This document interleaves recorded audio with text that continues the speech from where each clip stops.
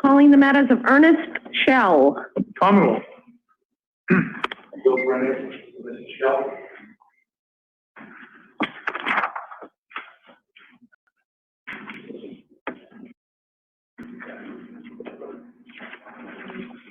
You have a senator, Your Honor. Disagrees. Mr. Shell, good afternoon. I see that Attorney Brennick and the DA did discuss resolving your matter. They have a disagreed upon recommendation.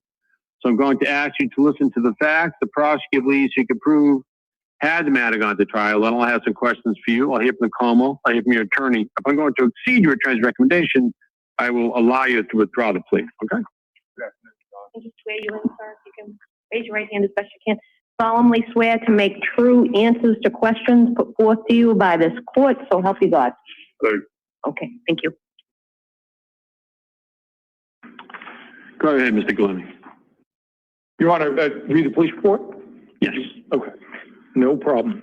Your Honor, this situation began reading from a Medway Police Department police report. On January 31st, Your Honor, officers received information dispatch had received multiple calls for a disturbance at 10 Winthrop Street.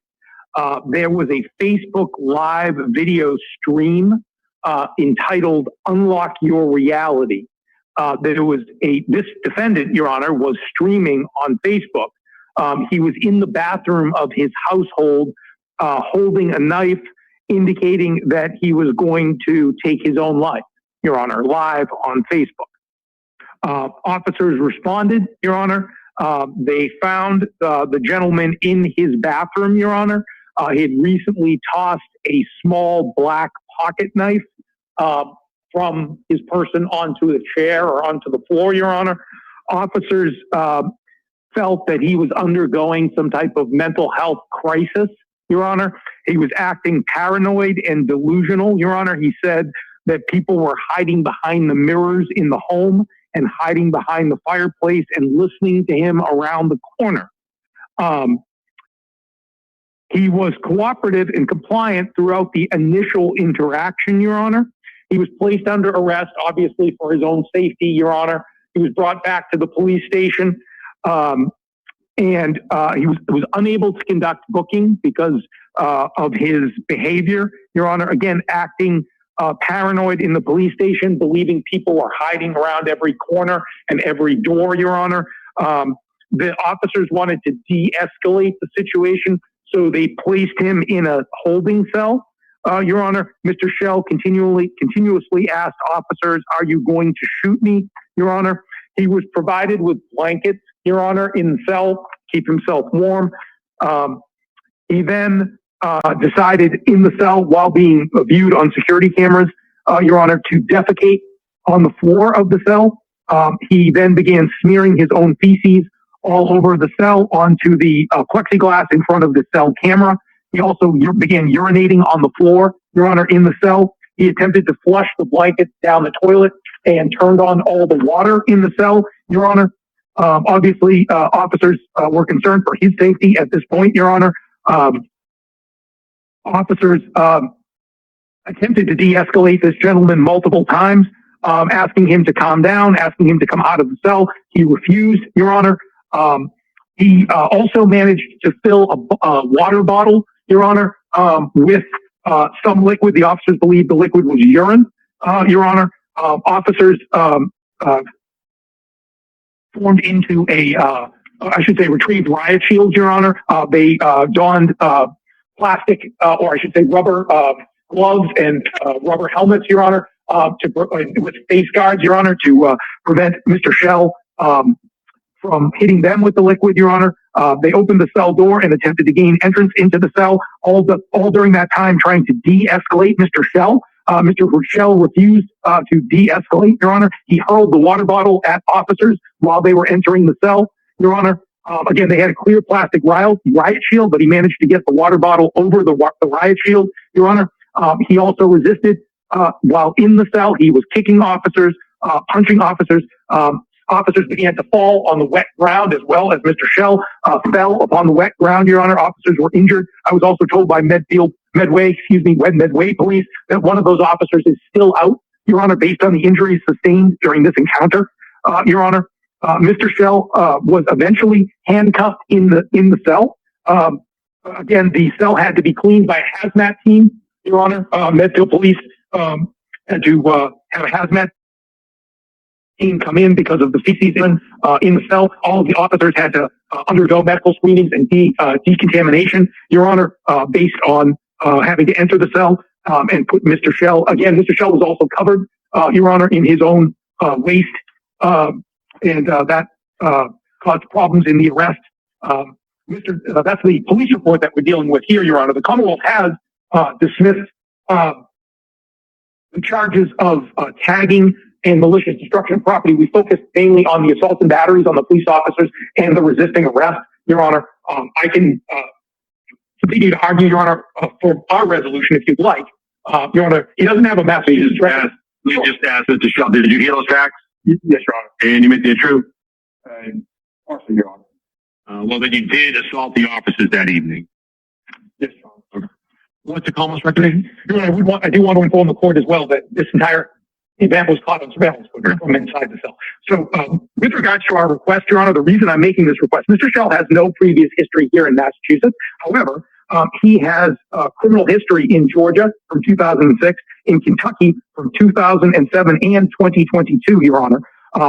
In 2007, he was charged with receiving stolen property in excess of $10,000 and I believe that is the charge that is still outstanding in Kentucky, the one that Kentucky is interested in picking him up and bringing him back to Kentucky on. Back in 2007, he was charged with disorderly conduct and public intoxication, Your Honor. Also in Tennessee in 2022, he was charged with resisting arrest and disorderly conduct. In West Virginia in 2011, he was charged with obtaining property by false pretenses, Your Honor, and fraud. In New York State, state of New York, Your Honor, in 2019, he was charged with possession of a weapon or firearm in the 4th degree. So this gentleman has been to multiple states in the United States and picked up charges in every state he's been in the Commonwealth's opinion. And that's why we made the recommendation we did. All right, do any of the officers wish to be heard? I don't believe they wish to be heard, Your Honor, but I did want to, no, they do not wish to be heard, but I did want to report that one of them is still out based on the injuries he received that day. I'm going to take a poll of that. All right, Mr. Frank. Just for housekeeping, Your Honor, like I should have mentioned this to my brother. The numbering on the complaint is a little off. It's count 1, 2, and 3. There is no 4, just 5. So I think our agreement is count 1, 2, 3, 5, and 6. And then the remainder is. I have 4 counts of A and B on a police officer. Maybe it was one. Well, the complaint itself doesn't have a 4 on it, but that's fine, Your Honor. If there's no, we'll dismiss that. So, well, it's 1 through 3, and then 4. 5, and then 6 to 8 is dismissed. Correct. Right. That's correct, Your Honor. Yeah. Okay. Your Honor, my client is 46 years of age. He, I think, probably the most significant part of his defense in this matter is what his state of mind was at the time. He's admitting that he did commit the assault on the police officers. He was in this court on February 2nd. He was detained at that point. He was held at the police station, and he may have been transported to house of correction January 31. When all of this occurred at the police station, he was held February 1st. He was brought here on the 2nd. He had no trouble here at the lockup on the 2nd of February. He was brought back because we were busy that day, and he had a 15A evaluation on February 3rd. And then he was held until the 20th.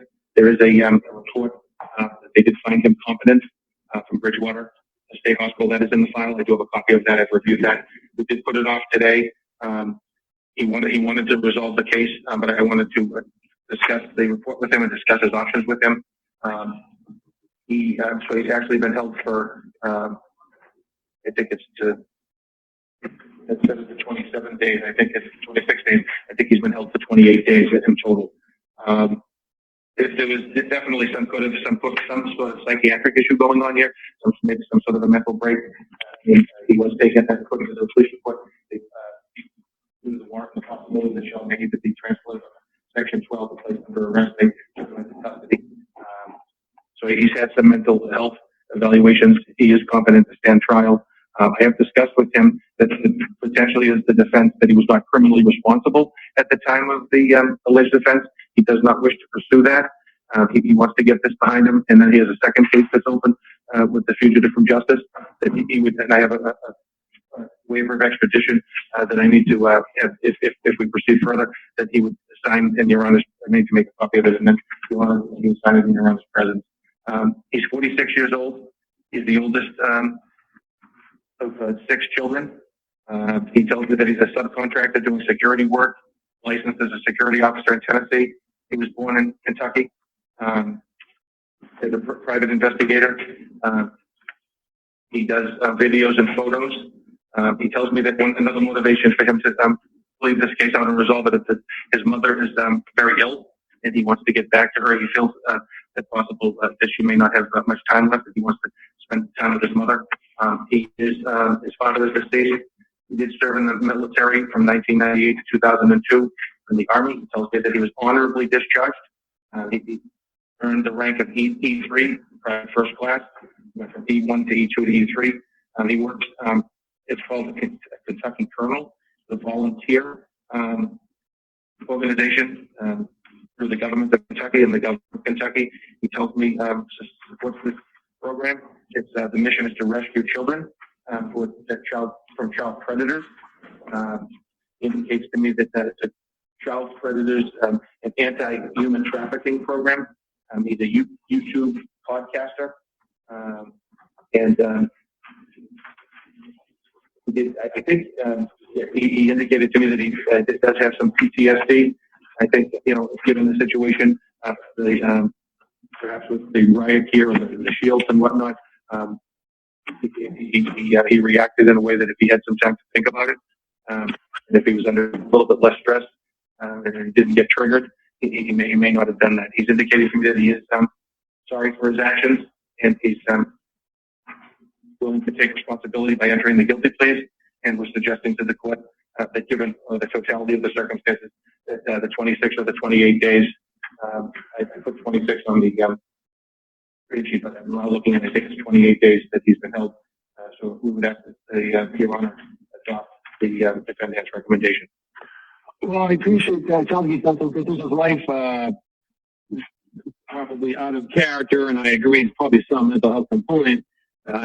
We can see Attorney Brennick in sort of a difficult situation in terms of you could pursue a lack of current responsibility defense, but that would take some period of time. I appreciate that he's willing to admit that he saw that, but the fact that there was some underlying, perhaps psychotic features to the incident, it's not really consolation, I suppose, to the officers involved, especially the one that's still out injured.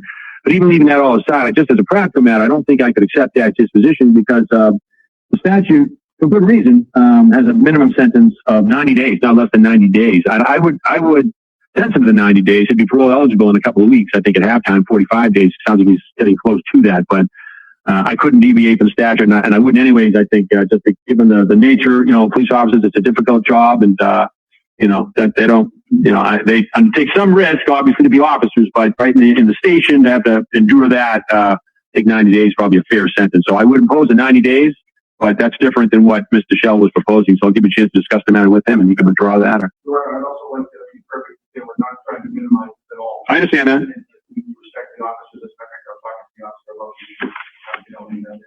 it's very difficult to do. If I could have a moment. Sure. We can do it after lunch if you'd like, or. Okay.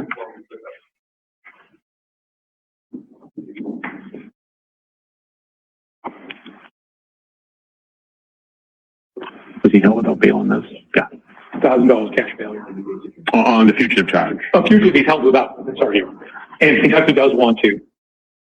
Your Honor, I have discussed a wide range of options with him. One of them was the minimum of the He's a good client. If they put you sometimes in a position where they tell you that they want to present in the court what they want, which doesn't fall, then they accept the practice. So he is aware. He was aware of that prior to coming here, and Judge Rice is presenting his plea. He won't accept that. All right, then I'll indicate that on the green sheet. So for the record, can you tell me your full name? Ernest Shell. And how old are you? 46. And how far did you go in school? I went through the 11th grade. Are you suffering from any mental or physical condition today that would affect your ability to understand what's taking place? Oh, no, Your Honor. Do you understand by pleading guilty to those 4 assault and battery charges, you are giving up your right to a trial in the matter for all time? Thank you, Your Honor. A trial would consist of a jury of 6 individuals selected at random from the community. You and Attorney Brennick would play a role in picking that jury. The verdict, whether it's guilty or not guilty, would need to be unanimous. But by your plea, you are giving that up, correct? You could waive a jury, have a judge hear the case, and if warranted, impose a sentence. But by your plea, you're giving up your right to a so-called jury waive trial as well, correct? Yes, Your Honor. And you understand either type of trial, the burden will be on the prosecutor to prove the matter beyond a reasonable doubt. You would not have to testify, call any witnesses, put on any evidence whatsoever. And with Attorney Brennick's up, you'd have the right to confront or challenge any evidence the Commonwealth might seek to introduce. But by your plea, you were giving that up for all time, correct? Yes, Your Honor. And is that your understanding, being sentenced to 90 days in house correction with credit for the 23 days, 28 days, which should make you parole eligible at 45, but Thank you. at any rate, once you serve that sentence, this case will be ended in Rentham District Court. Is that your understanding? There's normally a victim witness fee and a legal counsel fee. I'll waive those given that you be held. So there won't be any monetary obligation. You'll just simply have to serve the sentence, correct? Yes, thank you, Your Honor. Did anybody threaten you or force you, offer any promises or rewards or inducements or to get you to change your plea today? No, Your Honor. And you understand if you are not a citizen of the United States, your plea could result in your deportation, exclusion from admission, or denial of naturalization. I do understand. Having heard all that, just to wish to go forward? Yes, Your Honor. All right, then I do find there's a factual basis for the plea, and it's made knowingly and voluntarily, full understanding of the consequences, so I'll accept it and ask the clerk to impose it. Please wait one moment for the clerk, and then we'll address the fugitive charge. How many copies do you want, Your Honor, for this sentence? He could do that today, but he's obviously not going to be transported. I'd like to get it on the record. But yeah, we can do that today. Copies? You need a 5 copies and 4 copies. copy? Yep.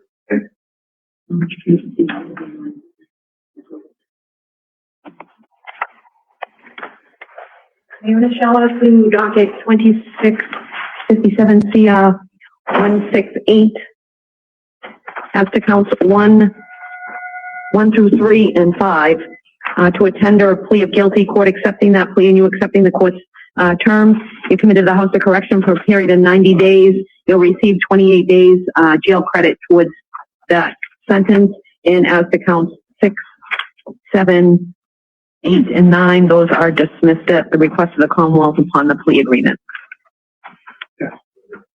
And legal counsel fee will be waived due to incarceration, and also it's been previously waived. And the victim witness fee will be waived due to incarceration status. Okay. Okay. And then that just leaves us docket 2657 CR 165. I'm going to sign that now.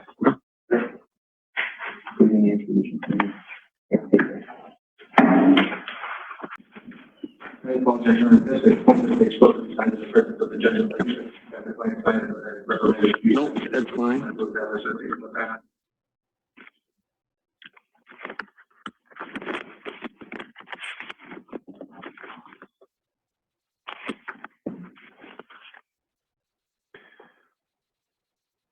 So, Mr. Shell, I see you have signed a waiver of extradition after discussing that with your attorney.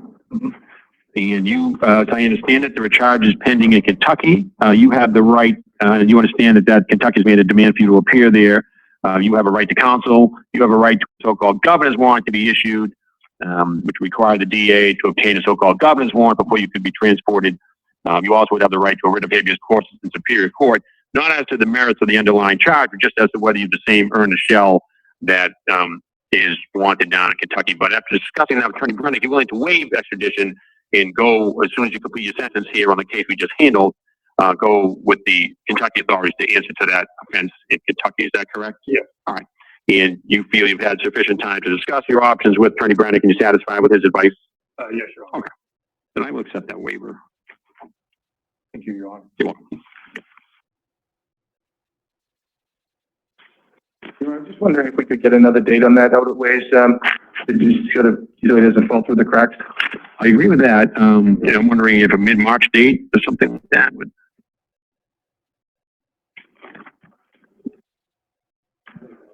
Oh, I'm sorry. And then, so the 30th? I don't know why. I have plans on the 26th. Should I be moving those or Not as of yet. the 30th would work? 30? So, Mr. Shell, Attorney Brannick will continue to represent you on the fugitive charge. That way, we'll make sure that Kentucky makes good, so to speak, on their promise to transport you. If for some reason they change their mind or something, Attorney Brannick would ask that the bail be reduced, and then you would just have to go voluntarily to Kentucky. But Mr. Brannick will be on top of that. We'll discuss that. What was the date? Would the 30th work? March 30th? Okay. I'm on duty that day, so. That sounds good. Let's find a, okay. Okay. All right. Thank you, Ron. Thank you. Okay, so Ernest Shell asked to docket 26, CR 165, having waived extradition. You're going to continue to be held without on this matter. The next date will be March 30th, and we will put it on for status for that date. And I believe he's going to go to the house, right? So we'll have the MIT, but we'll also issue a HABE to make sure. Yeah. We'll issue the HABE to March 30th. Okay, and I think it's over it's like 1 day over the 30 days. You're fine. That's fine. I was aware of that. Okay. All right. Thank you. Thank you. Thanks, Ron.